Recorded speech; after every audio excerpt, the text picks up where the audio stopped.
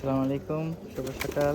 দেখেন হাতে খাবার, কবুতরগুলা এসে পড়ছে খাওয়ার জন্য।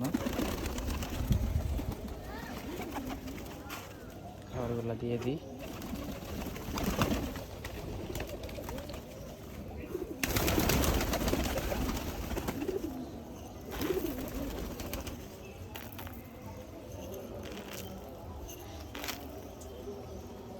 দেখেন কত সুন্দর করে খাইতেছে কবুতরগুলা।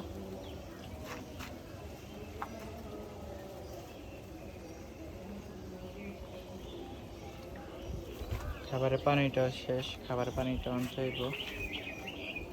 আপনারা সবসময় চেষ্টা করবেন যে আপনাদের কবুতর সুস্থ থাকার জন্য এগুলাকে 2 মাস 3 মাস পর পর কৃমি কোর্স করে দেওয়ার জন্য। কৃমি কোর্সটা করাইলে কবুতর সুস্থ থাকবো, পাইব না, ডিমও সুন্দর করে পারবো।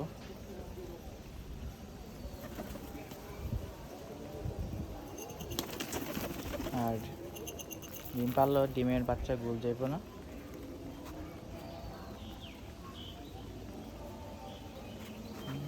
আপনি সুন্দরভাবে কবুতর থেকে প্রত্যেক মাসে মাসে ডিম ও বাচ্চা পাইবেন।